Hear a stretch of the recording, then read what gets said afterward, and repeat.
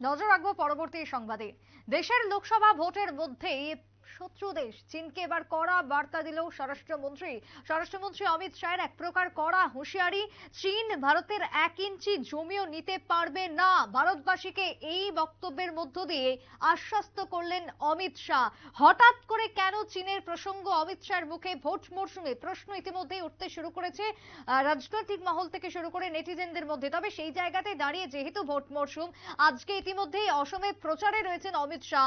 আজকে অসমে দুটি তার কর্মসূচি রয়েছে, একদিকে তার জনসভা ছিল, অন্যদিকে তিনি রোড শোতে অংশগ্রহণ করলেন এবং সেই জায়গাতে দাঁড়িয়ে তার মুখে এই কথাকে কেন্দ্র করে স্বাভাবিকভাবে চিন্তার ভাঁজ দেশের কূটনৈতিক থেকে শুরু করে রাজনৈতিক মহলের। কথা বলবো আমাদের প্রতিনিধি শতাব্দী দেবনাথ জুড়ে গেছে টেলিফোন লাইনে। শতাব্দী, লোকসভার মধ্যে চীনকে কড়া বার্তা অমিত শাহের, সেই জায়গাতে কেন ভারতবাসীকে আশ্বস্ত করতে চাইলেন হঠাৎ নির্বাচনী প্রচারের মধ্যে অমিত শাহ, কি বলবে? একেবারে দেখো, প্রথমত রাখিতে 2 মার্চ যখন নির্বাচনী আধিকারিক জাতীয় নির্বাচন কমিশন ভোটের দিনক্ষণ ঘোষণা করে দিয়েছে, তো সেই জায়গায় থেকে দাঁড়িয়ে কিন্তু বলা যায় যে সেই মুহূর্তেই কিন্তু নির্বাচনী আচরণ বিধি লাগু করা হয়েছে দেশ জুড়ে।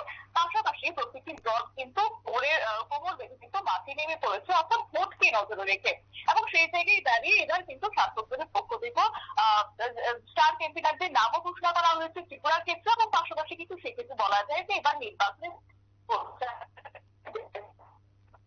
প্রত্যেকটি দল, তো সে জায়গায় দাঁড়িয়ে অসমে কিন্তু বিরোধীকে কটাক্ষ করতেও কিন্তু তিনি ছাড়েননি। এবং এক্ষেত্রে বলা যায় একদিকে ভোটের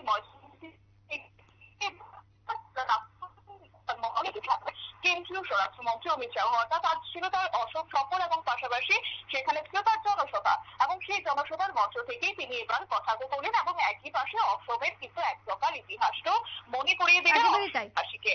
একেবারে তাই। অনেক ধন্যবাদ শতাব্দী তোমায়। আমরা কথা বলছিলাম আমাদের প্রতিনিধির সঙ্গে, তবে কিছু কিছু ক্ষেত্রে আমরা সঠিকভাবে তার কথা শুনতে পেলাম না। তবে এখনো পর্যন্ত যে খবর, চীনকে এক প্রকার কড়া বার্তা এবং ভারতের 1 ইঞ্চি জমিও ছাড়তে বা নিতে পারবে না চীন, এমনটাই কিন্তু অমিত শাহ স্বরাষ্ট্রমন্ত্রী তিনি হুঁশিয়ারি দিয়েছেন কার্যত পক্ষে। ছোট্ট বিরতির পর ফিরে আসবো, সঙ্গে থাকুন।